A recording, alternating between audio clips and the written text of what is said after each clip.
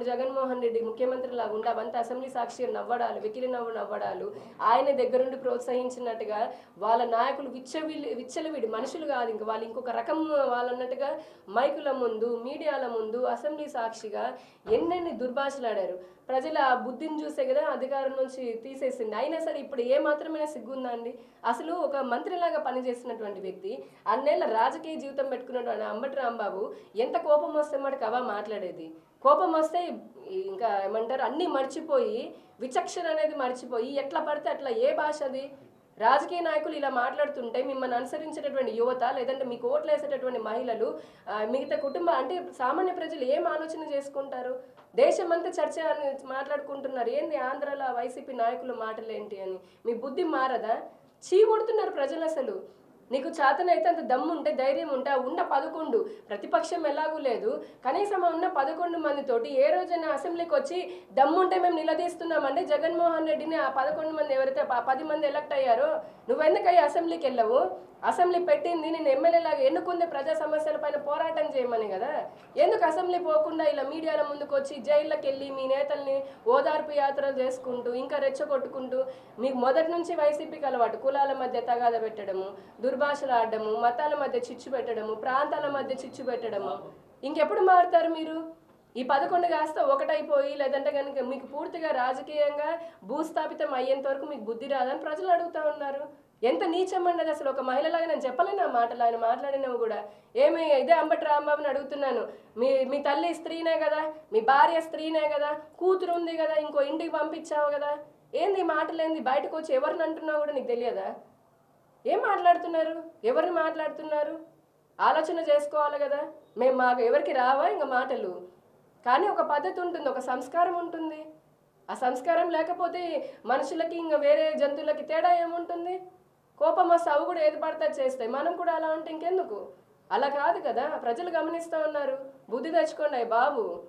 లేకపోతే ఇప్పుడు అంబటి రాంబాబుకి ఏమైంది? ఇంటి మీదకి వచ్చి ఆడవాళ్ళు కూడా బయటకు వస్తే ఏం చేసే పరిస్థితులు ఉన్నారు. అసలు ఎంత ఎట్లాంటి పరిస్థితి చూసాము. వాళ్ళు అదే కావాలని కోరుకుంటున్నారేమో, శాంతి భద్రతలను రెచ్చగొట్టాలని, డిస్టర్బ్ చేయాలని. రాష్ట్రం బాగుంటే వాళ్ళకి నచ్చదు, రాష్ట్రంలో ప్రజలు బాగుంటే నచ్చదు. కేంద్రం నిధులు ఇస్తోంది, రాష్ట్రం అభివృద్ధి పదాన్ని వెళ్తున్నారు, 3 కూటమి పార్టీలు మంచి పాలన చేసుకుంటున్నాయి. ఆయనకు అర్థమైపోయింది జగన్మోహన్ రెడ్డికి, ఇక నాకు మళ్ళీ కూడా రాజకీయంగా ఏమి ఉండదని. అందుకే కొత్తవన్నీ చేస్తున్నారు వాళ్ళు. కానీ ప్రజలైతే వాళ్ళు ఇప్పటి వరకు అనుభవించిందే కదా, ఇప్పుడు వాళ్ళు మంచిగా మారుతున్నారు, అభివృద్ధిని చూస్తున్నారు. మీకు ఇలానే మీ పద్ధతి కనుక మార్చుకోకపోతే మీ రాజకీయ గొయ్యి మీరే తీసుకుంటారు. మీకు ఎవ్వడు శత్రువు అవసరం లేదు. మా పార్టీ ఏం చేయక్కర్లేదు. వైసీపీకి, బీజేపీనో, టీడీపీనో, జనసేన ఏం చేయక్కర్లా. వాళ్ళ బుద్ధి, వాళ్ళ చేష్టలు, వాళ్ళ బిహేవియర్ తోటి వాళ్ళే అట్టడుగు పాతాళంలోకి పోవడం ఖాయం. జంతువులు గొప్ప కలపలేదని చెప్పి అలా సిక్కి విచారణ అలా చెప్పేసుకుంటున్నాం. కానీ అలాంటి కలిపిందని ఇక్కడ వాదన జరుగుతుంది. అసలు తిరుమల వెంకటేశ్వర స్వామికి అంటే ఎంతో మంది భక్తులు, ఎంతో వాళ్ళు ఒక భావోద్వేగంతో కూడుకున్నటువంటి తిరుమల లడ్డూని అందరూ మనము తినడమే కాకుండా, లడ్డు ఎవరైనా తిరుమల వెళ్ళేసి వస్తే 10 మందికి పంచుతాం. అంటే అంత స్వామి ఎంత పవిత్రమో తిరుమల లడ్డు కూడా అంతే పవిత్రంగా హిందువులు భావించేటటువంటి క్రమంలో అసలు నెయ్యే లేకుండా, ఆవు లేకుండా, ఆవు పాలే లేకుండా, పాల నుంచి వచ్చే వెన్న లేకుండా, వెన్న నుంచి తీసే నెయ్యే లేకుండా, మొత్తం పామ్ ఆయిల్, కెమికల్స్, అందులో ప్రమాదకరమైనటువంటి మోనోగ్లిజరైడ్స్, అసిటిక్ యాసిడ్లు, ఇంకా లాక్టిక్ యాసిడ్లు, ఇటువంటివన్నీ ఉపయోగించి, రకరకాల రసాయనాలను ఉపయోగించి 250 కోట్ల స్కామ్ చేసి 20 కోట్ల లడ్డూలని ఇలా జనాలకి అంటే భక్తులకి పంపించడంతో ఇంత పెద్ద స్కామ్ చేసిన వాళ్ళు ఏమాత్రమైన సిగ్గు లేకుండా మళ్ళా ఏమో అందులో ఈ రిపోర్ట్ అది ఇవ్వలేదు కానీ మాట్లాడుతున్నారు. దేవుడు సొమ్ము తినడమే మహాపాపము. తిన్న వాళ్ళు ఏమయ్యారో చూస్తూనే ఉన్నాము. దేవుడు సొమ్ము టెండర్ల రూపంలో ఎన్ని కోట్ల రూపాయలని, ఎన్ని వందల వేల కోట్ల రూపాయలని తిన్నారో మనం చూసాము. పరకామణిలో దొంగతనం జరిగితే జగన్మోహన్ రెడ్డి అదేదో దేవుడు అంట, అదేదో గుడి అంట అని చెప్పని హిందువుల మనోభావాలను ఏ రకంగా దెబ్బతీసాడో మనం చూసాము. దేవుడినే నమ్మనటువంటి, వెంకటేశ్వర స్వామిని నమ్మనటువంటి, అన్య మతాన్ని ఆచరించేటటువంటి భూమన కరుణాకర్ రెడ్డి నల్లరాయే కదా ఈయన దేవుడిని అనేవాడు కాస్త అదే ఆలయంలో అదే చైర్మన్ లాగా ఉండి భక్తులకు ఎన్ని అసౌకర్యాలు క్రియేట్ చేశారు, ఎంత అపచారాలు చేశారు చూసాము. ఇప్పుడు మళ్ళీ కొత్తగా శ్రీనివాస ప్రసాద నింద పరిహార హోమం అని చెప్పని ఏదో ఎవరిని డ్రామాలో ఓసారి చేతుల హారతి కర్పూరం పట్టుకుంటాడు. ఎందుకు ఇవన్నీ? ఇంకా పాపాలు మూట కట్టుకోవడమే. మీరు రసాయనాలు కలిపి నెయ్యిని కొత్తగా కల్పన చేసి మరి దాన్ని ఉపయోగించారా లేదా? అది నిజం కాదా? 250 కోట్ల రూపాయల స్కామ్ జరిగిందా? నిజం అవునా కాదా? అలానే పరకామణిలో థెఫ్ట్ జరిగింది, నిజమవునా కాదా? టెండర్ రూలు ఎవరి కోసం మార్చారు, ఎందుకోసం మార్చారు, ఎవరికి లాభం చేకూర్చాలని మార్చారు, అది స్కామ్ కాదా? ఇంకా చెప్పుకుంటూ పోతే ఎన్నెన్నో పెద్ద లిస్టే వస్తుంది వాళ్ళు చేసిన అపచారాలది. అసలు ఆయనేమో సస్పెండ్ అయినటువంటి జీఎం ఎవరైతే ఉంటారో సుబ్రహ్మణ్యం గారు, ఆయన ఏమంటాడు, మేము ఉట్టి ఉద్యోగులము, అంతా కూడా కమిటీ చెప్పినట్టుగా విన్నాము, మాకేం తెలుసు అని చెప్పనని ఆయన తప్పించుకున్నారు. ఆయన అరెస్ట్ అయితే చేశారు, సరే ఆయన లోపల ఉన్నారు. ఇప్పుడు ధర్మారెడ్డి ఏమంటాడు, మాకేమి తెలియదు, ప్రొక్యూర్మెంట్ వాళ్ళు చూసుకున్నారు అంటే ఎంప్లాయీస్ మీద పెడుతున్నాడు. ఈయనకి నిజంగా ఏమీ తెలియనట్టుగా. అసలు ఈయన పాపం ఏమంటారు, ఎంత అమాయకుడో, అంతా చాలా విపరీతమైన భక్తితో చేసిన వాడికి మళ్ళీ ధర్మారెడ్డి ఈరోజు నాకేం తెలియదు అనబట్టే ఇప్పుడు భూమన కరుణాకర్ రెడ్డి లేదంటే వైవి సుబ్బారెడ్డి ఇంకా వాళ్ళైతే ఇంకో లెవెల్ ఆఫ్ డ్రామా ఆడుతున్నారు.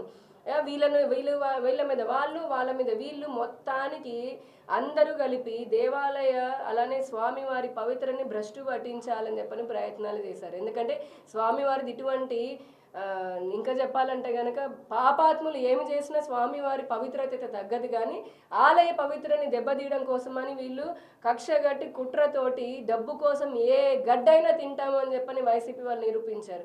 ఇప్పుడు వాళ్ళకి అసలు ఎథిక్స్ అంటే మోరల్, వాళ్ళకి ఎటువంటి రైట్ లేదు, అంటే హక్కు లేదు అసలు వాళ్ళు అనడానికి కానీ మళ్ళీ తిరిగి వచ్చి మాట్లాడడానికి. కానీ ప్రజలు చూస్తున్నారు.